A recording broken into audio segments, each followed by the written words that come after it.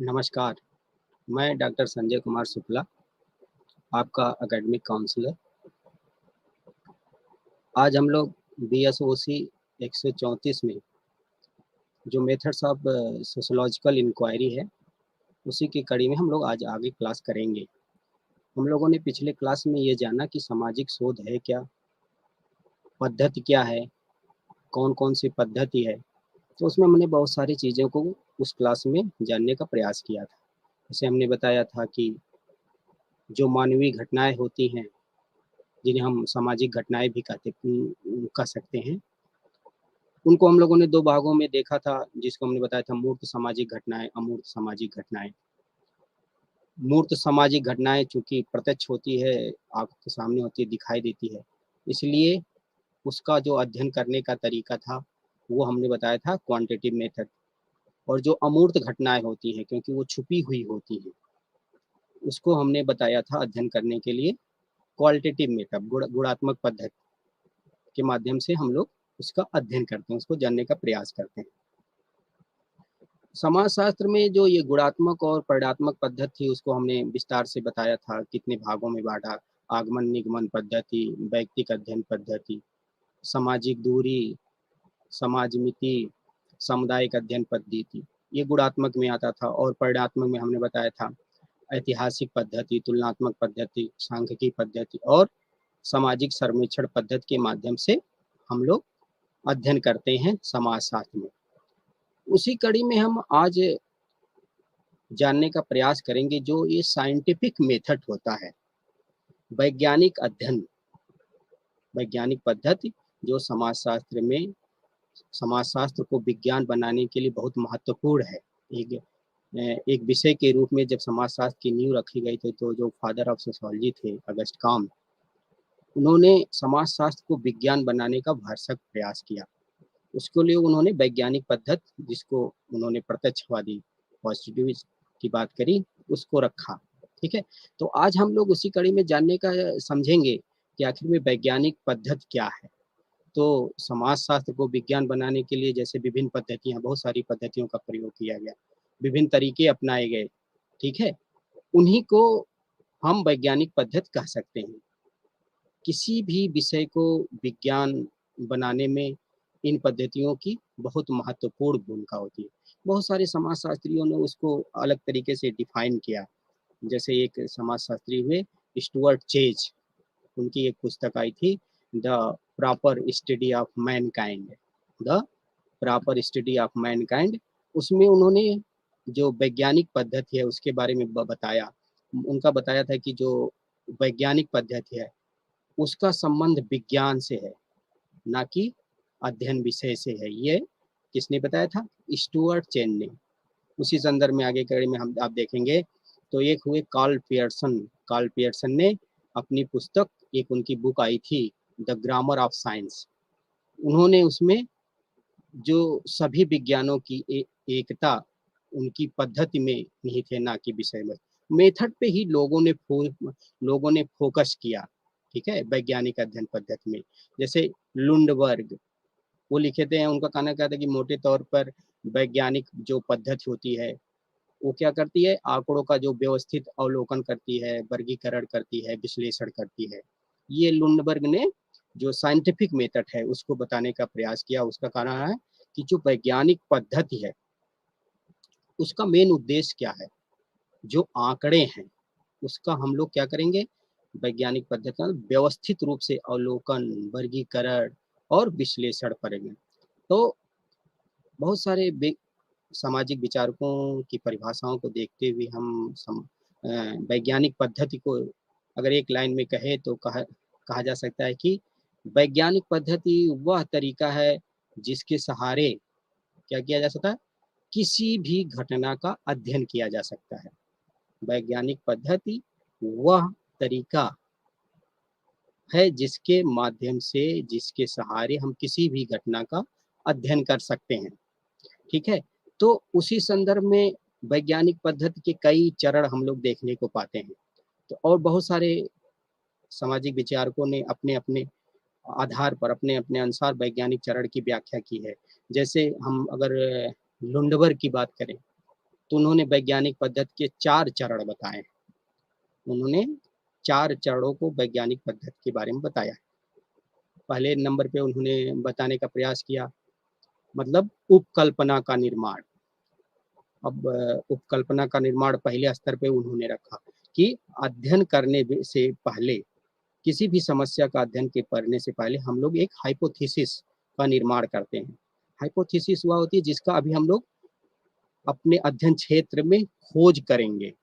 एक ऐसा कार्य एक ऐसा कार्यकारी वो बनाते हैं हम लोग कि जिसके बारे में हम लोग अभी अध्ययन क्षेत्र में जाकर उसका हम लोग टेस्ट करेंगे, खोज करेंगे। ये लुंडबर्ग ने पहले चरण में बताया, 4 चरण जो बताया। पहला बताया उपकल्पना का निर्माण करते हैं किसी भी अध्ययन करने से पहले हम वैज्ञानिक पद्धति में। फिर वो दूसरे स्तर पे वो बताते हैं कि हम लोग जो तथ्य है उसका अवलोकन करेंगे, उसका संकलन करेंगे या उसको हम आलेखन करेंगे, लिखने का प्रयास करेंगे। फिर वो कहते हैं जब हम तथ्यों को संकलित कर लेंगे तो तीसरे स्तर पे आएगा, संकलित जो तथ्य हैं उसका हम लोग एक वर्गीकरण करेंगे। फिर लास्ट में उन्होंने जो अपना वैज्ञानिक पद्धति का चरण बताया उसको बताया जनरलाइजेशन, सामान्यीकरण। उसके बाद हम लोग सामान्यीकरण करेंगे किसी भी समस्या, किसी भी घटना का। ठीक है, तो क्या जाना, लुंडबर्ग ने 4 तरीके की बताई। पहले स्तर पर बताया उपकल्पना का निर्माण, दूसरे स्तर पर वो बताए हैं तथ्यों का अवलोकन, संकलन या आलेखन की बात करते हैं। तीसरे स्तर पर वो बताते हैं संकलित तथ्यों का वर्गीकरण। फिर लास्ट में बताते हैं सामान्यीकरण। ठीक है, फिर जो दूसरे एक हम लोग देखेंगे समाजशास्त्री हुए पीबी यंग। पीबी यंग बहुत फेमस थे। उन्होंने वैज्ञानिक पद्धति के 6 चरण की बात करी। जैसे लुंडबर्ग ने 4 चरण की बात करी, उपकल्पना का निर्माण, तथ्यों का अवलोकन, संकलन, आलेखन या संकलित तथ्यों का वर्गीकरण और सामान्यीकरण। उसी तरीके से पीबी यंग ने वैज्ञानिक पद्धति के 6 चरण की बात करी। 6 चरण में कौन कौन से आते हैं? अध्ययन समस्या का चुनाव। ठीक है, हम जैसे किसी भी क्षेत्र में अध्ययन करने चाहते हैं, देखो क्या समस्या, जैसे आ गया महिला सशक्तिकरण, महिलाओं से संबंधित समस्याएं, या गरीबी, ग्रामीण गरीबी, नगरीय गरीबी। ठीक है, उससे संबंधित हम पहले कौन सा अध्ययन करने जा रहे हैं, पीवी यंग बताते हैं पहले हम समस्याओं का चुनाव करेंगे। ठीक है, अब फिर उसके बाद वो कह रहे हैं जब हम किसी भी एक मुद्दे को या समस्या को ले लेते हैं, फिर दूसरे स्तर पे हम क्या करते हैं, उसी के आधार पर हम उपकल्पना का निर्माण करते हैं, एक कार्यशील उपकल्पना का निर्माण करते हैं कि ऐसा गरीबी का कारण सामाजिक है। ठीक है, तो ऐसे करके हम लोग 1, 2, 4 पॉइंट में उपकल्पना का, किसी भी समस्या से संबंधित उपकल्पना का निर्माण करते हैं। ये पीबी यंग बता रहे हैं दूसरे चरण पे। फिर उनका कहना था को जो थर्ड स्टेज आती है उसमें क्या करेंगे, हम उस क्षेत्र में जाकर जो समस्या है और जो उपकल्पना के आधार पर हम क्या करेंगे, अपने तथ्यों का संकलन करेंगे। ठीक है, क्योंकि जब तक तथ्य का हम संकलन नहीं करेंगे तो कैसे हम आगे बढ़ सकते हैं। फिर चौथे स्तर पर बताते हैं कि तथ्यों का व्यवस्थित आलेखन करेंगे। संकलन के बाद तथ्यों का व्यवस्थित आलेखन करेंगे, लिखेंगे अच्छे तरीके से। फिर चौथे स्टेज पर, 5वें स्टेज पे बताते हैं तथ्यों का हम क्या करेंगे, एक वर्गीकरण करेंगे कि कौन से तथ्य को हमको रखना है। फिर लास्ट में वो कहते हैं जो तथ्य है उसी का हम सामान्यीकरण करेंगे। तो वैज्ञानिक पद्धति में लुंडबर्ग ने 4 आधार बताए, उपकल्पना का निर्माण, तथ्यों का अवलोकन, संकलन या आलेखन, संकलित तथ्यों का वर्गीकरण, फिर सामान्यीकरण। लेकिन पीबी यंग ने, उन्होंने 4 आधार बताए थे लुंडबर्ग ने, लेकिन पीबी यंग ने क्या बताया, 6 आधार। 6 आधार में हमने आपको बताया पहले किसी भी अध्ययन क्षेत्र में जाएंगे तो उससे समझे हमको जिस पे अध्ययन करना है तो वो क्या बताते हैं, अध्ययन समस्या का चुनाव। दूसरे स्तर पर कार्यशील उपकल्पना का निर्माण, तीसरे स्तर पर तथ्यों का संकलन, फिर चौथे पे तथ्यों का व्यवस्थित आलेखन, फिर पांचवे पे तथ्यों का वर्गीकरण, फिर छठे पे जो आता है उनका कहना था तथ्यों का हम सामान्यीकरण कर सकते हैं।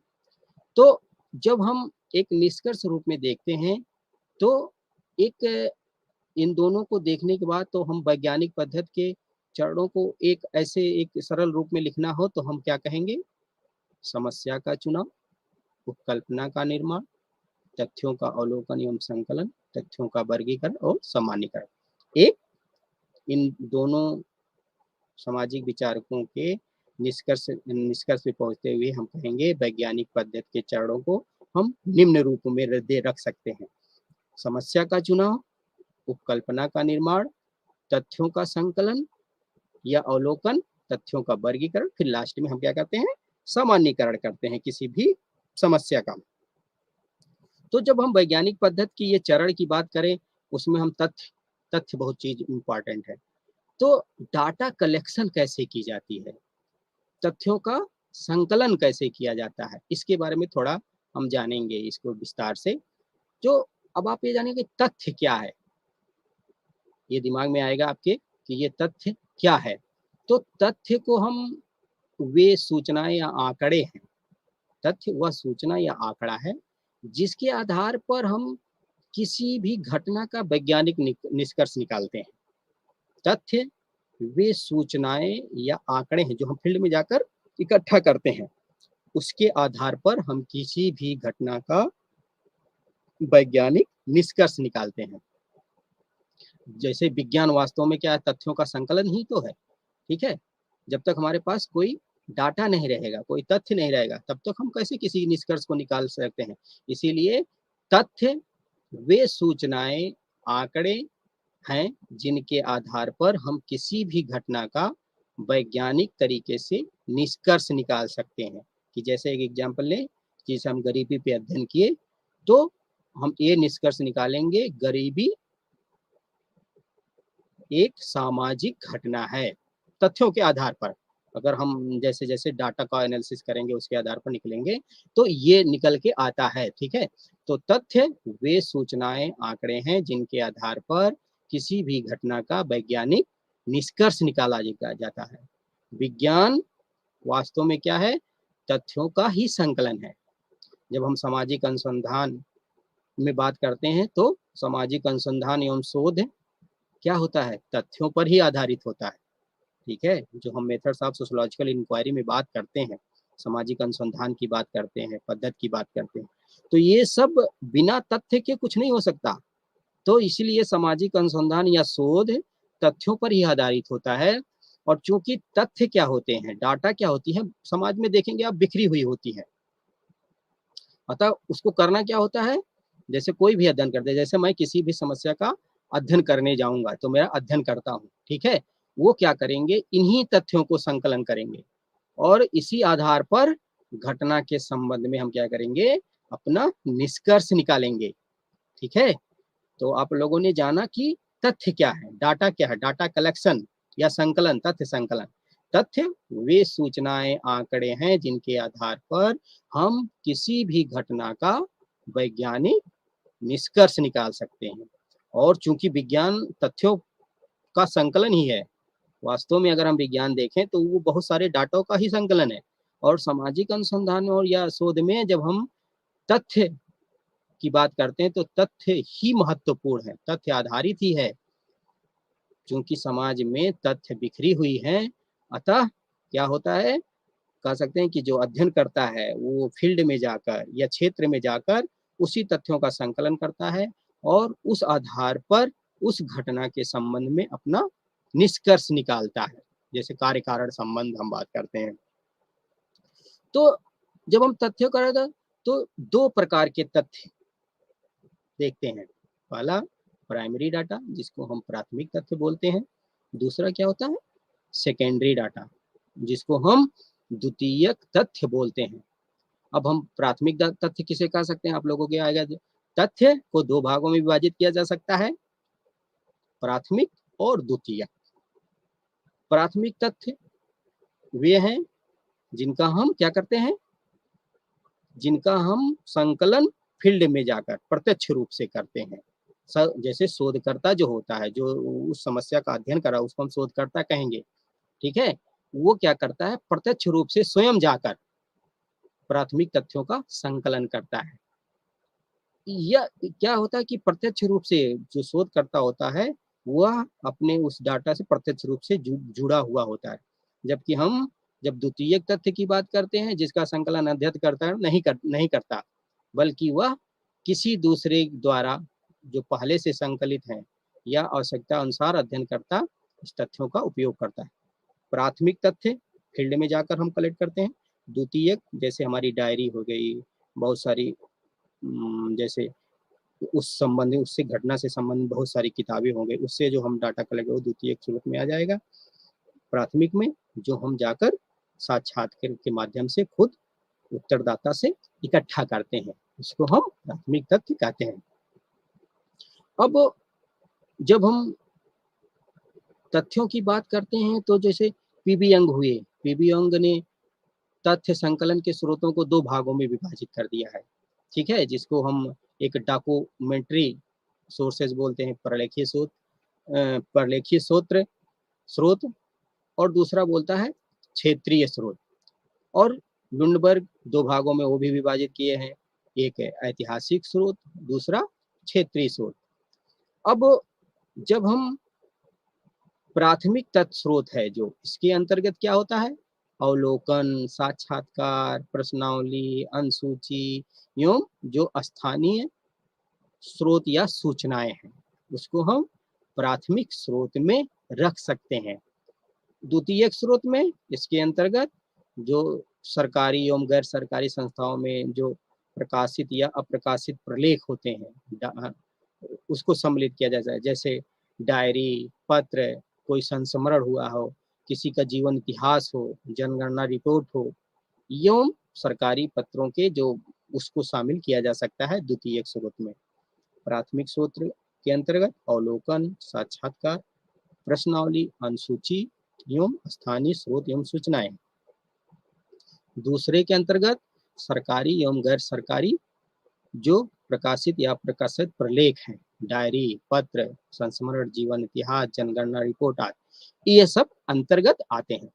अब जो प्राथमिक स्रोत के अंतर्गत जब हम बात करें अवलोकन, साक्षात्कार, अब ये जानना है कि आखिर में अवलोकन क्या है, क्योंकि ये इंपॉर्टेंट है, ऑब्जर्वेशन, ठीक है।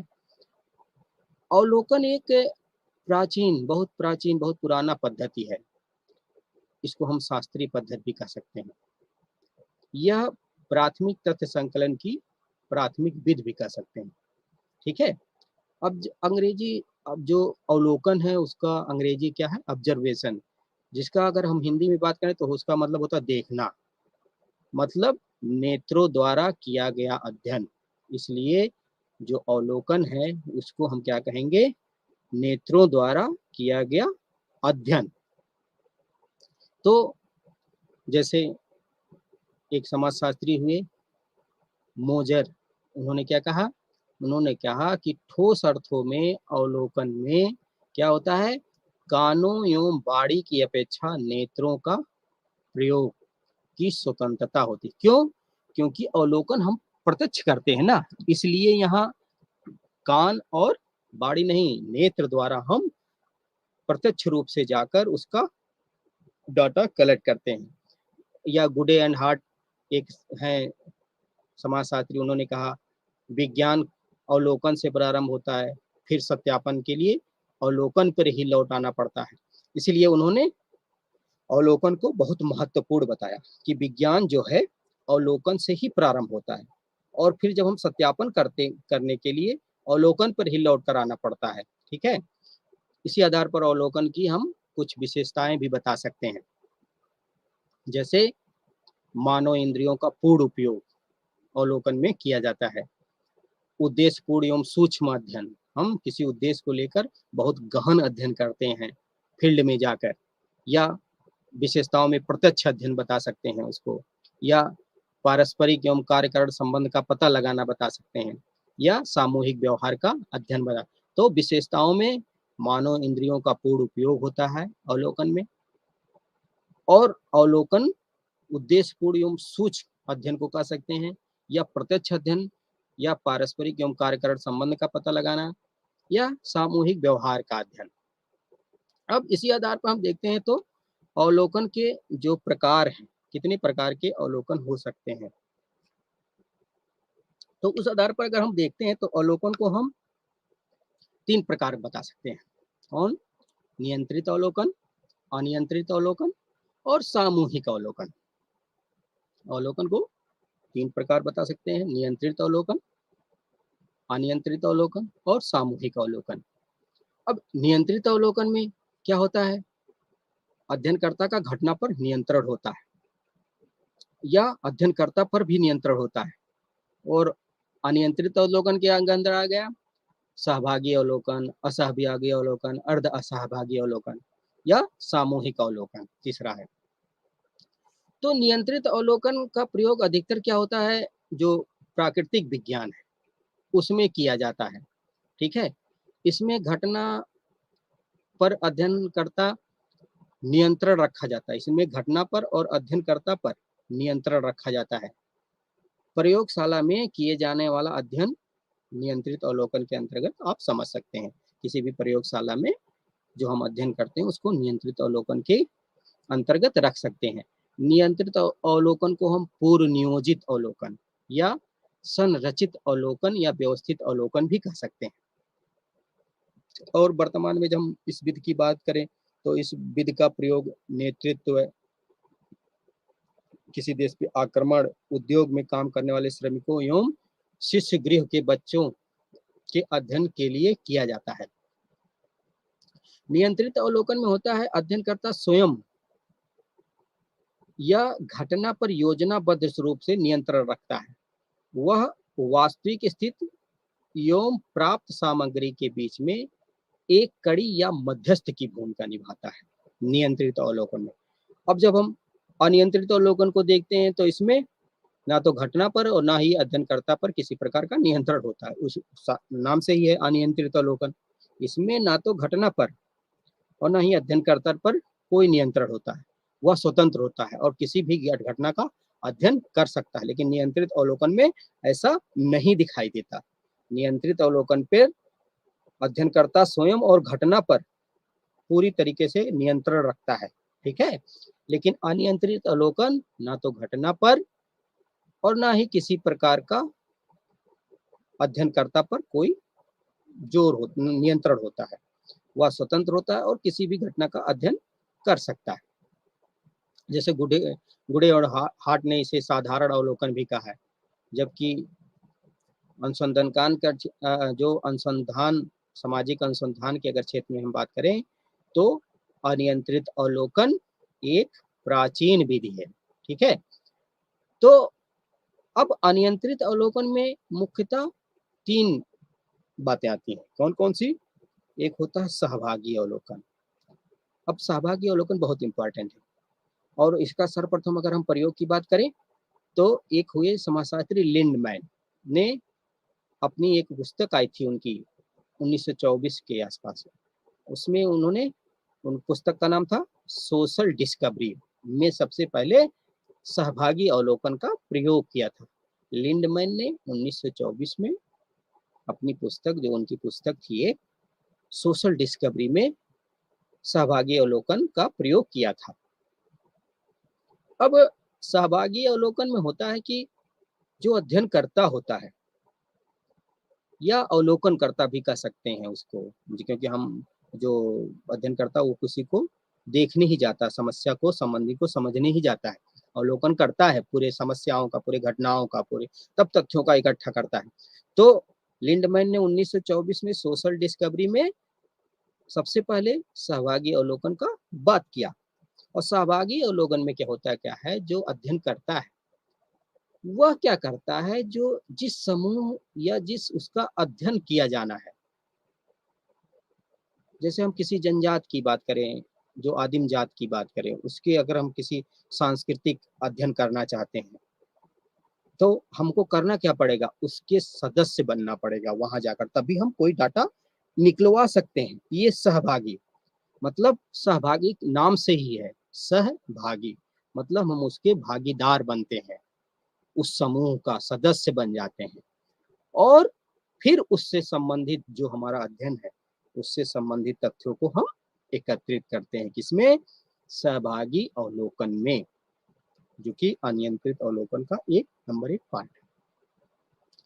जब इसमें कहा जाता है जैसे मानव शास्त्र, ठीक है, मानव शास्त्र में क्या हुआ है, अवलोकन विधि को, जो अवलोकन विधि है उसका सहभागी अवलोकन है, उसका बहुत अच्छे तरीके से उपयोग किया गया है, ठीक है। जैसे बहुत सारे एग्जाम्पल ले सकते हैं, जैसे हम बात करें मालिनोव्स्की जो सबसे फेमस है मानव शास्त्र में, उन्होंने जब ट्रोबियंट द्वीप के अग्रोनाट जनजाति का अध्ययन किया था सहभागी अवलोकन के माध्यम से, ठीक है।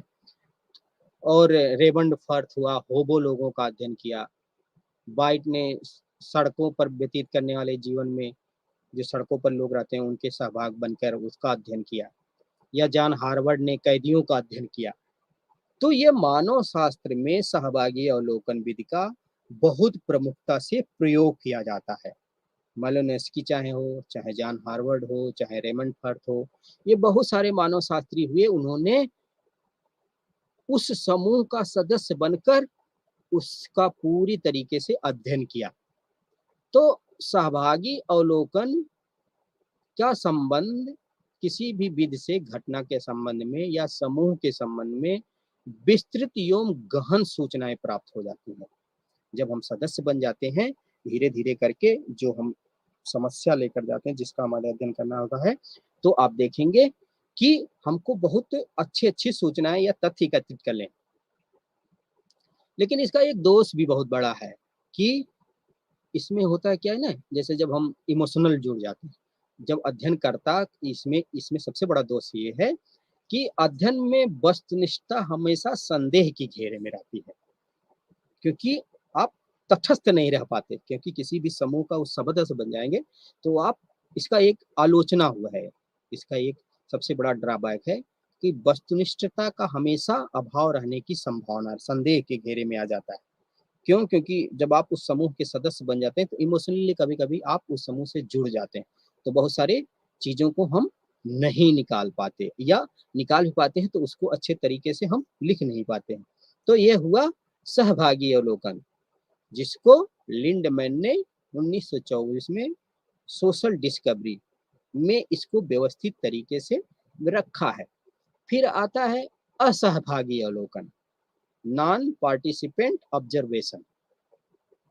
इसमें होता क्या है, जब अवलोकनकर्ता समूह के जीवन में भाग लिए बिना या समूह की क्रियाओं से अलग रहकर एक वैज्ञानिक की भांति तटस्थ होकर क्या करता है, अध्ययन करता है, तो इसे असहभागी अवलोकन करता है। और इसमें साधारणतया वह समूह में एक बाहरी व्यक्ति एवं शोधकर्ता के रूप में उपस्थित होता है। जैसे हम किसी भी मतलब उसका सदस्य नहीं बनेंगे, बाहर से ही तटस्थ होकर हम उस समस्या का अध्ययन करेंगे, ठीक है। और उसमें हमको उस समूह में उपस्थित होना कोई बहुत वो नहीं होता, असहभागी अवलोकन में। कभी कभी होता है क्या है, समूह के सदस्य उसकी उपस्थित से ही अनभिज्ञ होते हैं, ठीक है। जैसे हम किसी चीज का अध्ययन करने जा रहे हैं तो वो समूह नहीं जान पाता है किस लिए आए हैं, ठीक है। तो जैसे नर्सरी स्कूल के बच्चों का अध्ययन इसी तरीके के उन्होंने अध्ययन करना, एक समाजशास्त्री हुए जैसे स्पेचियम वुल्फ ने, उन्होंने नर्सरी स्कूलों का अध्ययन असहभागी अवलोकन के माध्यम से किया था। फिर आता है अर्ध सहभागी अवलोकन, ठीक है। तो अर्ध सहभागी अवलोकन में होता क्या है कि इस पद्धति में, और इस पद्धति का प्रयोग सबसे पहले आप देखेंगे तो गुडे एंड हार्ट द्वारा किया गया था, ठीक है। जो गुडे एंड हार्ट थे उन्होंने सबसे पहले अर्ध सहभागी अवलोकन का अध्ययन किया था। इसमें होता क्या है, अध्ययनकर्ता जो होता है, जो अवलोकन करता होता है, वह समूह के, जिस समूह का अध्ययन कर रहा होता है उसके दैनिक कार्यों में सहभागी बनता है। उसका जो दैनिक कार्य है उसमें वो सहभागी बनता है, लेकिन किसी विशेष उत्सव, घटना या क्रिया या समारोह में वह हमेशा दूर बैठ के चीजों को अध्ययन करता है, ठीक है। जो दैनिक कार्य है उसमें तो वो पूरी तरीके से सहभाग करता है। लेकिन जब कोई विशेष ओकेजन होता है, उत्सव होता है, कोई विशेष घटना है, किसी क्रिया या किसी उसमें समारोह में के अवसर पर वो क्या करता है, दूर से बैठ के चीजों को देखता है। ठीक है, तो क्या हो गया, ये हो गया अर्ध सहभागी, पूरी तरीके से भाग नहीं लेता, दैनिक क्रिया में भाग लेता, लेकिन कोई विशेष है तो वो दूर बैठ के चीजों को देखता है, तो इसको हम बोलते हैं अर्ध सहभागी। तो हम लोगों ने जाना सहभागी, सहभागी में हमने बात करा था कि लिंडमैन ने 1924 में सोशल डिस्कवरी में बात करा था। असहभागी, असहभागी में होता है कि हम उसमें भाग नहीं लेते। लेकिन अर्ध असहभागी जिसको गुडे एंड हार्ट ने बताया था, उसमें उनमें कुछ चीजों में भाग लेता है, कुछ चीजों में भाग नहीं ले लेता है। ठीक है, फिर जो तीसरा है उसको बोलते हैं सामूहिक अवलोकन। सामूहिक अवलोकन में यह माना जाता है कि मानव मस्तिष्क की एक सीमा होती है, इसलिए कई लोग मिलकर किसी भी घटना का अध्ययन करने का प्रयास करते हैं। यह नियंत्रित एवं अनियंत्रित दोनों का मिश्रण होता है। जो सामूहिक अवलोकन होता है उसमें क्या होता है कि पूरे समूह के लोग मिलकर उस घटना का अध्ययन करता है, और इसमें नियंत्रित और अनियंत्रित दोनों का मिश्रण दिखाई देता है। जैसे 1937 के में इंग्लैंड के लोगों के स्वभाव, विचार एवं जीवन के अध्ययन हेतु 1944 में इसमें अध्ययन किया गया। ठीक है, सर्वप्रथम सहभागी अवलोकन पद्धति की शुरुआत 1897 में हुई थी। ठीक है, तो हम लोगों ने अवलोकन जाना, ठीक, उसमें सहभागी, असहभागी और अर्ध सहभागी। ठीक है, ये प्राथमिक शोध के अंतर, जब हम प्राथमिक डाटा कैसे कलेक्ट करेंगे उसमें अवलोकन आता है, फिर उसमें साक्षात्कार आता है। अब हम जानेंगे कि आखिर में साक्षात्कार किसे कहेंगे। जैसा कि इसके शब्द से ही स्पष्ट आपको जान पड़ता है कि शाब्दिक अर्थ से प्रकट होता है कि साक्षात्कार किसी के अंदर प्रवेश कर उसके संबंध में जानकारी प्राप्त करना। ठीक है, साक्षात्कार किसी भी विषय से संबंधित, किसी भी समस्या के संबंधित, उससे संबंधित उस व्यक्ति के अंदर उसके संबंध बनाकर जानकारी प्राप्त करना। ठीक है, प्रत्यक्ष रूप में, मतलब जिन अप्रकट या अदृश्य तथ्यों का वह रूप से निरीक्षण नहीं हो सकता, उन तथ्यों की जानकारी प्राप्त करना ही साक्षात्कार है। ठीक है, जैसे हमने शुरुआत में बताया था अमूर्त घटनाएं, बहुत सारी घटनाएं छिपी हुई होती है जिसको हम नहीं देख पाते, लेकिन साक्षात्कार इंटरव्यू एक ऐसा पद्धति है समाजशास्त्र में या सामाजिक अनुसंधान में, वैज्ञानिक पद्धति के तहत हम क्या करते हैं, जो अदृश्य हैं, अप्रकट हैं, जो तथ्य हैं, उसका जिसका निरीक्षण नहीं हो सकता बाह्य रूप में, बाहरी रूप में, उन तथ्यों की जानकारी के लिए हम साक्षात्कार का प्रयोग कहलाते हैं, या साक्षात्कार उसे कहेंगे। ठीक, अदृश्य, अप्रकट, जिनका ऊपर तरीके से बाह्य रूप से हम अध्ययन नहीं कर सकते, साक्षात्कार के माध्यम से तथ्यों को एकत्रित किया जा सकता है। जैसे गुडे एंड हार्ट ने कहा कि साक्षात्कार को मूल रूप से सामाजिक अंतःक्रिया की एक प्रक्रिया माना जाता है।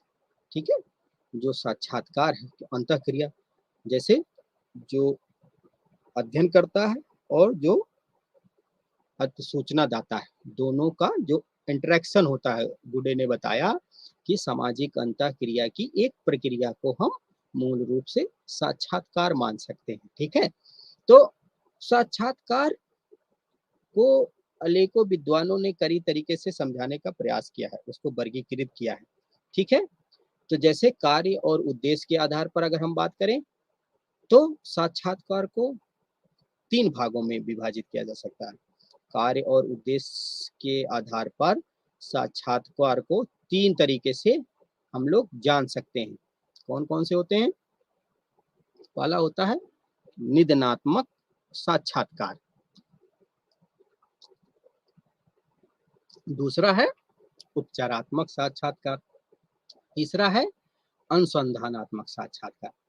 अब निदानात्मक साक्षात्कार में क्या होता है जिसको बोलते हैं डायग्नोस्टिक इंटरव्यू।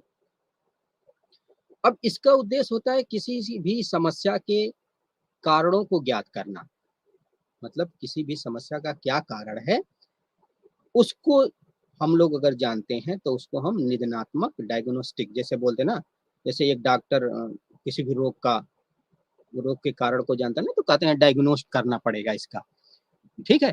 तो डॉक्टर क्या करता है, उस रोग से संबंधित जानने के लिए रोगी से बहुत सारी क्वेश्चन पूछता है कि कैसे बुखार हुआ, कहीं कैसे क्या हुआ, मतलब कोई भी समस्या।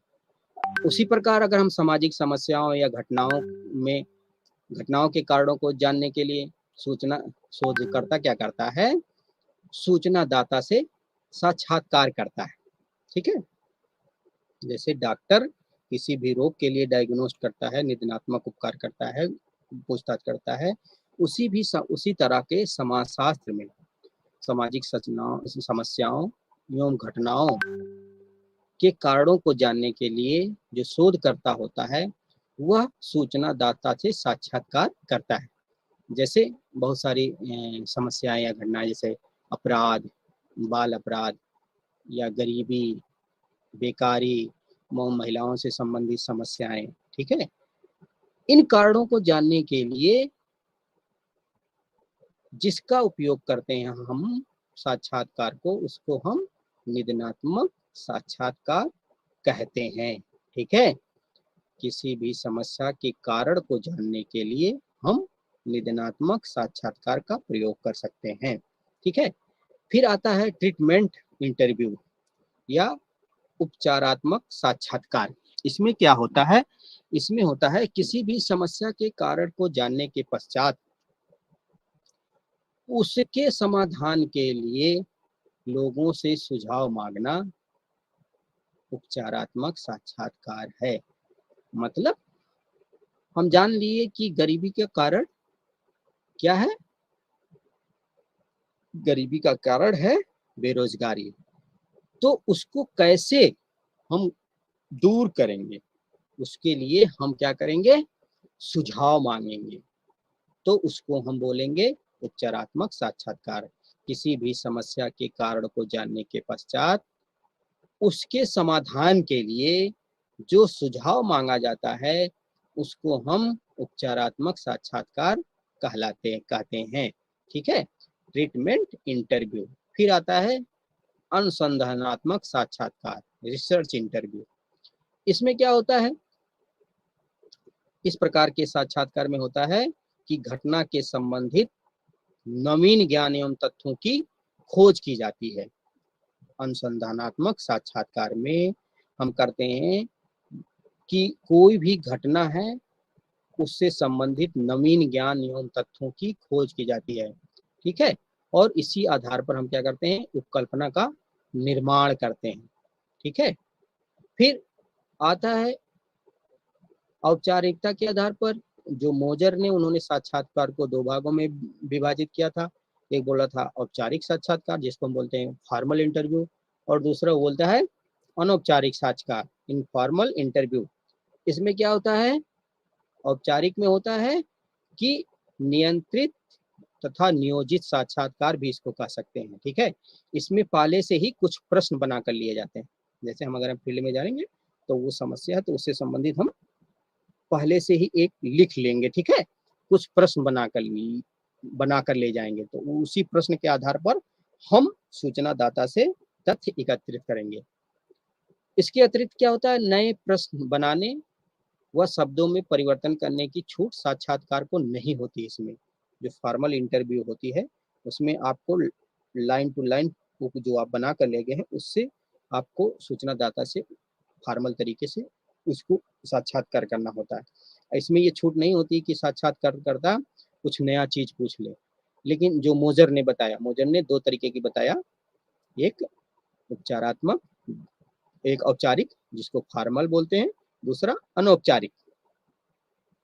अनौपचारिक या इसे हम अनियंत्रित या अनियोजित भी कह सकते हैं, या स्वतंत्र इनफॉर्मल जिसको बोलते हैं इंटरव्यू, या स्वतंत्र साक्षात्कार भी कह सकते हैं। क्योंकि इसमें क्या होता है कि जो साक्षात्कार करता है, जो अध्ययन करता है, जो अवलोकन करता है, वह जो प्रश्न हैं जो पूछे जाने हैं वो उसको बनाने में या उसके क्रम में परिवर्तन करने में या उसके अर्थ की व्याख्या करने में, या नए प्रश्न बनाने में, या प्रश्नों की शब्दावली में परिवर्तन करने में इसको छूट होती है। देखिए यहाँ फॉर्मल में छूट नहीं होती, जो आप बना कर ले गए हैं 1, 2 नंबर 3 नंबर, उस आधार पे ही आप क्वेश्चन पूछेंगे सूचनादाता से। लेकिन इनफॉर्मल में मोजर बताते हैं कि इसमें छूट होती है कि वह प्रश्नों के जो बनाने के तरीके में, या उसकी व्याख्या करने में, या उसके शब्दावली में कुछ हेर-फेर करने में, इसमें छूट होती है साक्षात्कार करने वालों को। ऐसे फिर उत्तरदाताओं की संख्या के आधार पर 2 प्रकार के साक्षात्कार को बताया गया है। ठीक है? उत्तरदाता कितने संख्या में है उसके आधार पर भी साक्षात्कार को 2 प्रकार से बताया गया है। ठीक है? पहला क्या है? व्यक्तिगत साक्षात्कार। इसमें क्या होता है? इसमें एक समय में शोधकर्ता एक ही सूचनादाता के माध्यम से बातचीत करता है। मतलब आप व्यक्तिगत जानते हैं, ये पर्सनल, जैसे हम किसी नेता का, किसी अभिनेता का, मतलब 1 टू 1, मतलब साक्षात एक ही लोगों का अध्ययन करना है। तो इसमें एक समय में शोधकर्ता एक ही सूचनादाता के माध्यम से बातचीत करता है। शोधकर्ता सूचनादाता को प्रभावित भी कर सकता है, जिससे सूक्ष्म जानकारी प्राप्त हो जाती है इसमें। और दूसरा होता है सामूहिक साक्षात्कार। इसमें जो अवलोकन करता है या साक्षात्कार करता है, जो सूचना एकत्र करता है, वो क्या करता है, एक समय में एक से अधिक व्यक्ति या एक से अधिक समूहों से सूचना प्राप्त करने का प्रयास करता है। या इसमें क्या करता है, वह उत्तरदाताओं से बारी-बारी से भी प्रश्न पूछ सकता है और संपूर्ण समूह के बारे में एक बार में भी पूछ सकता है। ठीक है?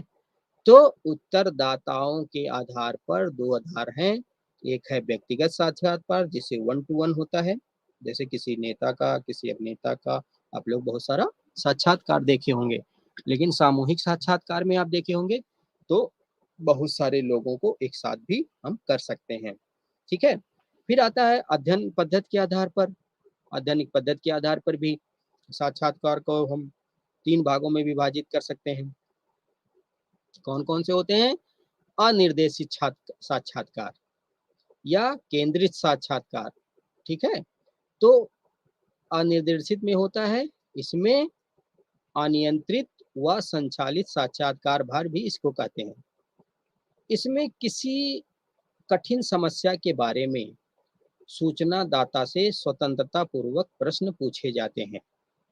ठीक है? नॉन डायरेक्टेड इंटरव्यू में अनियंत्रित व असंचालित, जिसको साक्षात्कार भी कह सकते हैं, इसमें किसी भी कठिन समस्या के बारे में सूचनादाता से स्वतंत्रता पूर्वक प्रश्न पूछे जाते हैं। ठीक? इसमें शोधकर्ता एवं उत्तरदाता दोनों स्वतंत्र होकर बातचीत करते हैं, इसलिए यह अनौपचारिक साक्षात्कार भी कहा जाता है। ठीक है? जो नॉन डायरेक्टेड इंटरव्यू होता है, जिसको हम अनियंत्रित या असंचालित साक्षात्कार भी कहते हैं, इसमें स्वतंत्रता पूर्वक हम से प्रश्न पूछते हैं।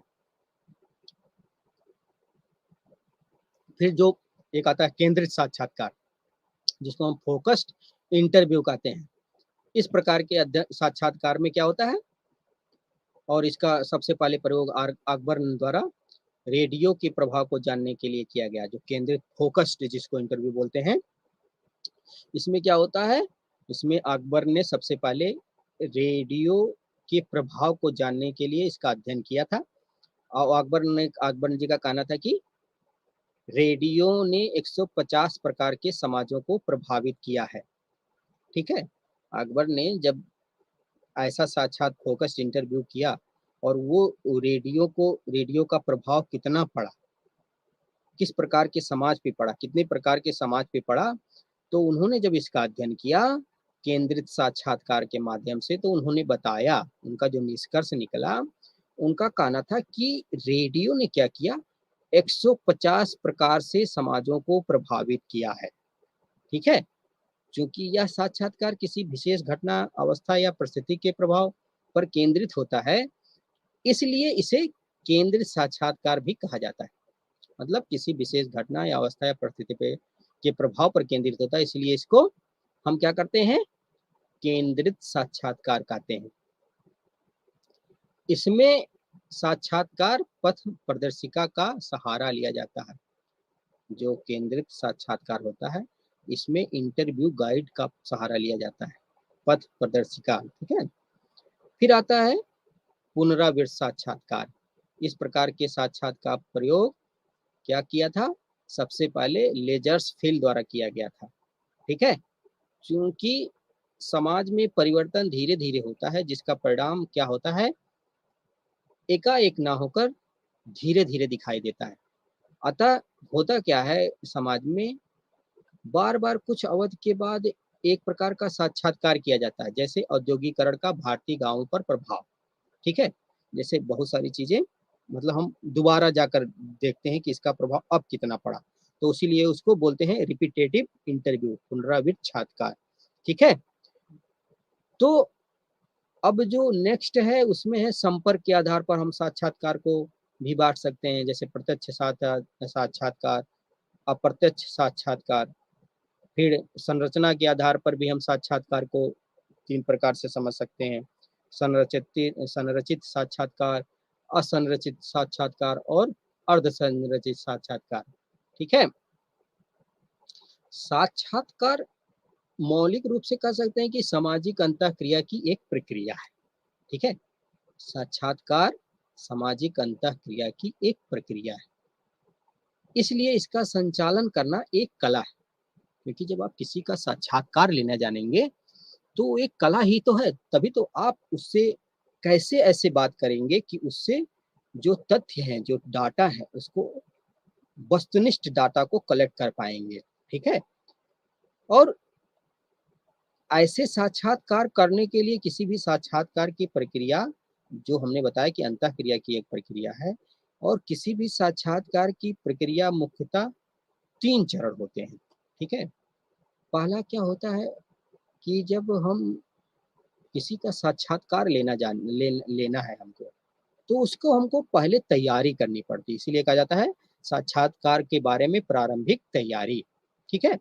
फिर दूसरे स्तर पर आता है साक्षात्कार की एक प्रक्रिया होती है, और लास्ट में तीसरा स्तर आता है साक्षात्कार की समाप्ति एवं प्रतिवेदन। तो लास्ट में हम साक्षात्कार को कैसे समाप्त करेंगे, कैसे उसका वो करेंगे, वो लास्ट में आता है। तो 3 प्रक्रियाओं के माध्यम, 3 चरण के माध्यम से हम जो सामाजिक अंतःक्रिया की एक प्रक्रिया है साक्षात्कार, कैसे उस प्रक्रिया को आगे बढ़ाएंगे साक्षात्कार को, वो 3 चरण उसके होते हैं। पहला, प्रारंभिक तैयारी करते हैं किसी भी साक्षात्कार के बारे में। अगर हम किसी का साक्षात करना चाहते हैं तो उसको हम पहले उसकी तैयारी करते हैं व्यक्तिगत स्तर पर। ठीक है। और दूसरे स्तर पर साक्षात्कार की प्रक्रिया कैसे आगे बढ़ेगी। ठीक है। फिर तीसरे स्तर पर आता है हम उसको समाप्त कैसे करेंगे, किस क्वेश्चन के आधार पर या किस उसके आधार पर हम समाप्त करेंगे या उसका प्रतिवेदन करेंगे। ठीक है। तो हमने जाना आज अवलोकन, साइंटिफिक पहले मेथड जाना, अवलोकन जाना, फिर जाना साक्षात्कार। ठीक है। जो हमने प्राथमिक स्रोत और द्वितीयक स्रोत के माध्यम से डाटा कलेक्ट करने की बात करी थी, तो उसी में हमने प्राथमिक स्रोत के अंतर्गत अवलोकन और साक्षात्कार का समझा। ठीक है। उसी कड़ी में हम लोग आगे जो बात करेंगे वो है क्वेश्चनेयर, जिसको हिंदी में हम कहते हैं प्रश्नावली। ठीक है। अब प्रश्नावली क्या है, डाटा कलेक्शन का तथ्य संकलन की यह प्राथमिक विधि है। इसमें शोधकर्ता घटना से संबंधित प्रश्नों की, इसमें देखिए, इसमें शोधकर्ता क्या आता है, जो किसी भी समस्या या घटना का जो अध्ययन करता है, उसमें बहुत सारे प्रश्नों की सूची बना लेता है, और डाक के माध्यम से, डाक खाना के माध्यम से या डाक के माध्यम से दूर दराज के क्षेत्रों में, जैसे दूर, बहुत दूर दूर हमको अध्ययन करना है, तो उसमें प्रश्नावली का ही सहारा लिया जाता है। ठीक है। तो प्रश्नों की एक सूची होती है, और जो डाक के माध्यम से दूर दराज के क्षेत्रों में बसे लोगों को भेजा जाता है। डाक के माध्यम से था ना, इसीलिए इसको जब हम गुडे एंड हार्ट को देखते हैं तो उन्होंने चूंकि डाक के द्वारा भेजा था इसीलिए इसको उन्होंने कहा दिया कि यह विधि डाक द्वारा प्रेषित प्रविधि कहते हैं। उसको उन्होंने डाक द्वारा, प्रश्नावली को ही डाक द्वारा प्रेषित प्रविधि कहा है। ठीक है, अब इसमें क्या होता है, इसमें बहुत इंपॉर्टेंट चीज है, इसमें समय और धन दोनों की बचत होती है। ठीक है, बहुत कम समय और धन में, या आपकी जितनी इनकम है उसके अनुसार इसमें बहुत कम लगता है समय और धन। ठीक है, और न्यूनतम धन से भी मतलब क्या कहने का तात्पर्य है कि इससे समय और धन कम होने पर भी सूचनाओं की जानकारी प्राप्त की जा सकती है, और इसीलिए इसे सर्वाधिक उचित प्रविधि माना गया है प्रश्नावली को। प्रश्नावली में होता क्या, किसी भी अध्ययन विषय से संबंधित, प्रश्नावली में किसी भी अध्ययन विषय से संबंधित प्रश्नों की एक सूची होती है पहले स्तर पर, जिसको डाक द्वारा सूचनादाताओं के पास भेजा जाता है, जिसे उत्तरदाता स्वयं भरकर उसको पुनः लौटा देते हैं। ठीक है, इसमें 3 चीज इंपॉर्टेंट है। क्या है, प्रश्नों की एक सूची, जो समस्या है, जो घटना है उससे संबंधित प्रश्नों की एक सूची है, डाक के माध्यम से जो सूचना दाता है उसको भेजा जाता है, और सूचना दाता क्या करता है, उसको भरकर पुनः उस पे लौटा देता है। ठीक है, इसीलिए हम कहते हैं कि प्रश्नावली प्राथमिक डाटा कलेक्ट करने की प्राथमिक विधि है, और इसमें समय और धन की बचत होती है।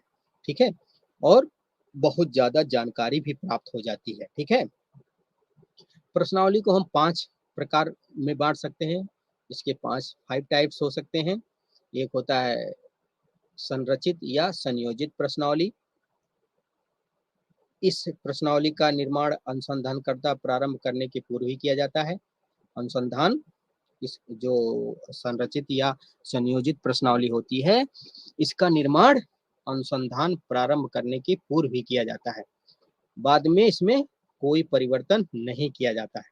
ठीक है, जैसे जैसे देखेंगे तो डी.एन. मजूमदार साहब ने कानपुर नगर का जो अध्ययन किया इसी प्रश्नावली के माध्यम से किया था। कानपुर की नगर के अध्ययन का डी.एन. मजूमदार ने अध्ययन किया था, वो स्ट्रक्चर क्वेश्चनर भेजकर ही उसका अध्ययन किया था।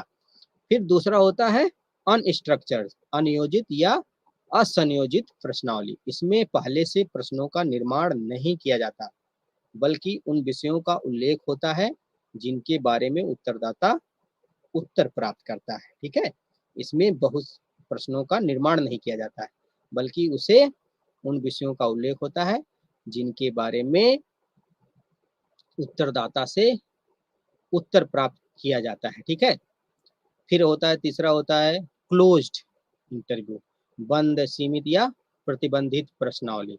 इसमें क्या होता है, इस प्रकार की प्रश्नावली में प्रत्येक प्रश्न के सामने संभावित उत्तर लिखे होते रहते हैं, उत्तरदाता को अपना उत्तर इन्हीं में से देना होता है। ठीक है, जो बंद या क्लोज्ड इंटरव्यू जिसको बोलते हैं, क्लोज क्वेश्चनर जिसको बोलते हैं, इसमें क्या होता है, इसमें प्रश्नावली में प्रत्येक प्रश्न के सामने हम लोग क्या करते हैं, उसके संभावित उत्तर लिख देते हैं, और उत्तरदाता को उन्हीं में से उसको भेजना होता है। जैसे एक प्रश्न लीजिए, क्या आप अंतर जातीय विवाह का समर्थन करते हैं, उसमें दिया होता है हाँ या नहीं, मतलब क्या आप अपने वोट का, जैसे इस समय चुनाव हुआ है तो जैसे लिखा जाएगा, क्या आप अपने मत का उपयोग किए हैं, हाँ या नहीं, तो आपको उसी पे टिक लगाना होता है। तो इसीलिए इसको हम बोलते हैं क्लोज्ड क्वेश्चनेयर। ठीक है, फिर होता है ओपन क्वेश्चनेयर। इसमें क्या होता है, इसमें प्रश्नों के सामने खाली स्थान को छोड़ दिया जाता है, जैसे डॉट डॉट डॉट डॉट करके ना, उसमें उत्तरदाता क्या करता है, स्वयं अपने विचार व्यक्त करता है। जैसे शिक्षा के संबंधी समस्या के समाधान के लिए आप क्या सुझाव देंगे? या आप वर्तमान सामाजिक व्यवस्था को कैसे सुचारू रूप से संचालित किया जाए, आपके क्या सुझाव हैं? तो ओपन क्वेश्चनेयर में ऐसे प्रश्नों को रखा जाता है, ठीक है? फिर होता है 5वां जो है वो होता है चित्रमय प्रश्नावली। इसमें प्रश्नों के संभावित उत्तर चित्र द्वारा प्रदर्शित किए जाते हैं, ठीक है? इसीलिए उसका नाम ही है चित्रमय प्रश्नावली। इसमें संभावित उत्तर के जो चित्र हैं उससे हम लोग रखते हैं। अब आता है प्राथमिक स्रोत में हम लोगों ने सहभागी, हम लोगों ने अवलोकन जाना, फिर हम लोगों ने साक्षात्कार जाना, फिर हम लोगों ने प्रश्नावली जाना। अब उसी कड़ी में एक आता है, बोलते ना अनुसूची। अनुसूची भी तथ्य संकलन की प्राथमिक विधि है। यह भी प्रश्नों की एक सूची होती है, लेकिन इसे डाक द्वारा नहीं भेजा जाता। प्रश्नावली को डाक द्वारा भेजा जाता है, ठीक, उत्तरदाता उसको भरकर वापस करता है, ठीक है? लेकिन अनुसूची क्या होता है, इसको डाक द्वारा नहीं भेजा जाता। यह प्रश्नों की एक सूची होती है, लेकिन इसको डाक द्वारा नहीं भेजा जाता, बल्कि क्या होता क्या है कि शोधकर्ता उत्तरदाता से पूछकर इसे स्वयं भरता है। उसमें जो उत्तरदाता होता है प्रश्नावली में, वो उत्तर भर के फिर डाक द्वारा पोस्ट कर देता है जहां से आया होता है, ठीक है? लेकिन अनुसूची में क्या होता है, प्रश्नों की एक सूची होती है जिसे जो शोध करता है उत्तरदाता से पूछकर अपने ही भरता है। इसलिए इसमें यथोचित एवं प्रभावपूर्ण उत्तर प्राप्त हो जाते हैं। मतलब कहने का तात्पर्य क्या है, इसमें इसीलिए आपको देखेंगे कि प्रभावपूर्ण उत्तर प्राप्त होते हैं। अनुसूची में सामाजिक शोध से संबंधित 3 प्रमुख प्रविधियों का समावेश किया जाता है। अनुसूची में 3 तरीके की प्रविधियों का इसमें समावेश होता है। कौन कौन सा है? अवलोकन, साक्षात्कार एवं प्रश्नावली। इसीलिए इसे साक्षात्कार अनुसूची भी कहते हैं, ठीक है? ठीक है। अब अनुसूची हमने जान लिया। अनुसूची प्रश्नों की एक सूची है जिसको उत्तरदाता से जाकर शोधकर्ता या अनुसंधानकर्ता स्वयं पूछकर उसको भरता है, ठीक है? और इसमें 3 प्रमुख प्रविधियों का प्रवेश होता है, अवलोकन, साक्षात्कार, प्रश्नावली। अब हम लोग जो डाटा कलेक्शन का अगला कड़ी है, हम लोगों ने आज जाना प्राथमिक तथ्य और द्वितीयक तथ्य, ठीक है? शुरुआत हमने करी कि वैज्ञानिक पद्धति क्या है, फिर हमने आया डाटा। डाटा क्या है, उसमें प्राथमिक डाटा, द्वितीयक डाटा। प्राथमिक में हम लोगों क्षेत्र में जाकर उसको एकत्र करते हैं। द्वितीयक में होता क्या है कि जो सरकारी या गैर सरकारी जो आलेख होते हैं उसको शामिल किया जाता है, जैसे पत्र पत्रिकाएं, उससे हम लोग सूचना प्राप्त करते हैं। तो प्राथमिक शोध के अंतर्गत हमने अवलोकन को समझा। अवलोकन मतलब नेत्रों द्वारा किया गया अध्ययन, जिसमें हमने जाना नियंत्रित अवलोकन, अनियंत्रित अवलोकन या सामूहिक अवलोकन के बारे में हमने जाना, ठीक है? उसी के संदर्भ में हमने सहभागी अवलोकन, असहभागी अवलोकन और अर्ध सहभागी अवलोकन के बारे में जाना या सामूहिक अवलोकन के बारे में जाना। फिर हमने साक्षात्कार के बारे में समझा। साक्षात्कार मतलब किसी भी के अंदर प्रवेश कर उससे संबंधित जानकारी प्राप्त करना, साक्षात्कार के अंतर्गत जाना। इसका तात्पर्य हम क्या होता है, कुछ चीजें छुपी हुई होती हैं, ठीक है? उन तथ्यों जो अप्रकट या अदृश्य होती हैं उसके बारे में जानकारी प्राप्त करना, ठीक है? हमने साक्षात्कार के बारे में जाना। फिर हमने प्रश्नावली जाना। प्रश्नों की एक सूची होता है जिसके डाक के माध्यम से भेजा जाता है दूर दराज के क्षेत्रों में, फिर उत्तरदाता भरकर उसको वापस कर देता है। फिर हमने प्रश्नावली को में जाना। फिर हम लास्ट में जानते हैं अनुसूची क्या है। अनुसूची प्रश्नों की एक सूची होती है जिसमें होता क्या है, शोधकर्ता उत्तरदाता से स्वयं जाकर पूछकर भरता है और 3 प्रमुख प्रविधियों का समावेश होता है इसमें, अवलोकन, साक्षात्कार एवं प्रश्नावली। तो आज हम लोगों ने मेथड्स ऑफ सोशल इंक्वायरी में इतना जाना, ठीक है? और फिर नमस्कार।